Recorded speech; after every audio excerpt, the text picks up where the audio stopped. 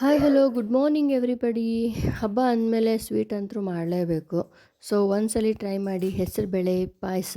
ಎಲ್ರಿಗೂ ಗೊತ್ತಿರೋ ಹಾಗೆ ಹೆಸರುಬೇಳೆ ಪಾಯಸನ ಹೇಗೆ ಮಾಡೋದು ಇವಾಗ ನೋಡೋಣವಾ.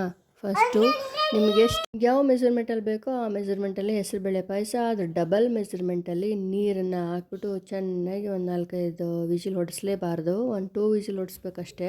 ಹೆಸರುಬೇಳೆ ಅಲ್ವಾ, ಬೇಗ ಬೆಂದ್ಬಿಡುತ್ತೆ. ಸೊ ಅದಕ್ಕೋಸ್ಕರ ಜಾಸ್ತಿ ಬೆಂದ್ಬಿಟ್ರೆ ಆಮೇಲೆ ನಾವು ಅದಕ್ಕೆ ಮಸಾಲೆ ಎಲ್ಲ ಹಾಕಬೇಕಲ್ವ. ನೋಡಿ, ಕೊಬ್ಬರಿ ರುಬ್ಕೊತಾ ಇದ್ದೀನಿ, ಅದಕ್ಕೆ ಇವಾಗಲೇ ಅದು ಏನಿದು ಗಸಗಸೆ ಸೇರಿಸ್ಕೊತಾ ಇದ್ದೀನಿ.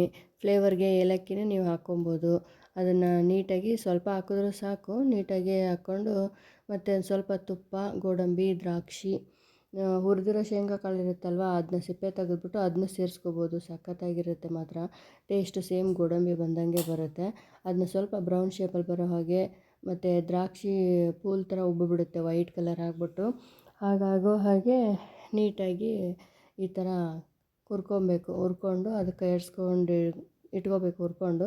ಸೊ ಕೊಬ್ಬರಿ ಮತ್ತು ಗಸಗಸೆ ನೀಟಾಗಿ ರುಬ್ಕೊಳ್ಳೋವಾಗ ಸ್ವಲ್ಪ ನೀರು ಹಾಕ್ಕೊಂಡ್ರೆ ಚೆನ್ನಾಗಿ ಹಾಲು ಬಿಟ್ಕೊಳ್ಳುತ್ತೆ. ಹಸಿ ಕೊಬ್ಬರಿ ಹಾಕಿರ್ತೀವಲ್ವ ನಾವು, ಹೆಸರುಬೇಳೆ ಪಾಯಸಕ್ಕೆ ಹಾಲೇ ಹಾಕೋದು ಬೇಡ, ಅಷ್ಟು ಚೆನ್ನಾಗಿ ಕೊಬ್ಬರಿ ಹಾಲು ಬಿಟ್ಕೊಂಡ್ಬಿಡುತ್ತೆ ತಾನಾಗಿಯೇ. ಅಂದರೆ ಹಸಿ ಕೊಬ್ಬರಿ ಇರಬೇಕು, ಒಣ ಕೊಬ್ಬರಿ ಹಾಕೋದಾದರೆ ಅದು ಅಷ್ಟು ನೀಟಾಗಿ ಹಾಲು ಬಿಟ್ಕೊಳಲ್ಲ. ನೋಡಿ, ಅಷ್ಟು ಹಾಕಿದ್ರು ನಾನು 2 ವಿಜಿಲ್ ಹೊಡ್ಸಿದ್ದೀನಿ. ನೋಡಿ ಎಷ್ಟು ಚೆನ್ನಾಗಿ ಬೆಂದಿದೆ. ಇನ್ನೊಂದು ಸ್ವಲ್ಪ ವಿಜಿಲ್ ಹೊಡ್ಸ್ಬಿಟ್ಟಿದ್ರೆ ಫುಲ್ ರಾಡಿ ಆಗಿಬಿಟ್ಟಿರೋದು, ಅದಕ್ಕೋಸ್ಕರನೇ ಹಂಗೆ ಹಾಕಲ್ಲ ನಾವು. ಸೊ ಸಕ್ಕರೆ ಸೇರಿಸ್ಕೊತಾ ಇದ್ದೀನಿ. ಈ ಟೈಮಲ್ಲಿ ಸಕ್ಕರೆ ಸೇರಿಸ್ಕೊಂಡು ನೀಟಾಗಿ ಕೈ ಆಡಿಸ್ಕೊಬೇಕು. ಸ್ವಲ್ಪ ದೊಡ್ಡ ಹರಳಿದೆಯಲ್ವ, ಅದಕ್ಕೋಸ್ಕರ ಅದ್ರ ಡಬಲ್ ಮೆಜರ್ಮೆಂಟ್ ಇಲ್ಲ, ಸೇಮ್ 2 ಲೋಟ ಬೇಳೆಗೆ 2 ಲೋಟ ಸಕ್ಕರೆ ಅಷ್ಟೇ ಹಾಕ್ಕೊತಾ ಇದ್ದೀನಿ. ಚಿಕ್ಕದು ಶುಗರ್ ಬರುತ್ತಲ್ವ, ಅದಕ್ಕಾದರೆ ನೀವು 2 ಲೋಟಕ್ಕೆ 2.5 ಲೋಟ ನೀವು ಇದನ್ನು ಹಾಕ್ಕೊಬೋದು, ಶುಗರ್ ಹಾಕ್ಕೊಬೋದು. ಸ್ವಲ್ಪ ನೀರು ಹಾಕ್ಕೋಬೇಕು, ಯಾಕಂದರೆ ಸಕ್ಕರೆ ಕರಗಿದ ತಕ್ಷಣ ನೀರು ಬಿಟ್ಕೊಂಡ್ಬಿಡುತ್ತೆ.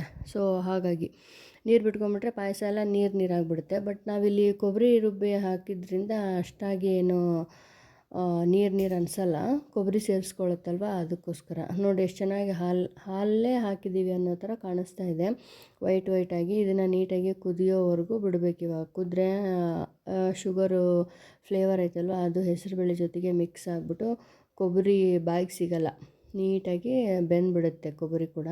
ಒಂದೇ ಒಂದು ಏಲಕ್ಕಿ ಹಾಕಿದ್ದೀನಿ, ಚೆನ್ನಾಗಿ ಫ್ಲೇವರ್ ಕೊಡುತ್ತೆ. ಮತ್ತು ಗಸಗಸೆ ಇವಾಗ ಲಾಸ್ಟ್ಗೆ ಅಂದರೆ ಹಿಂಗೆ ಸೇರಿಸ್ತಾ ಇದ್ದೀನಲ್ವ, ಇವನ್ನ ಡ್ರೈ ಫ್ರೂಟ್ಸ್ ಎಲ್ಲ ಹುರ್ಕೊಂಡಿರೋದನ್ನ ಈ ಟೈಮಲ್ಲಿನೂ ಹಾಕ್ಕೊಬೋದು ನೀವು ಗಸಗಸೆನ. So thank you for watching. ಇದು ಹೆಸರುಬೇಳೆ ಪಾಯಸ. C you tomorrow.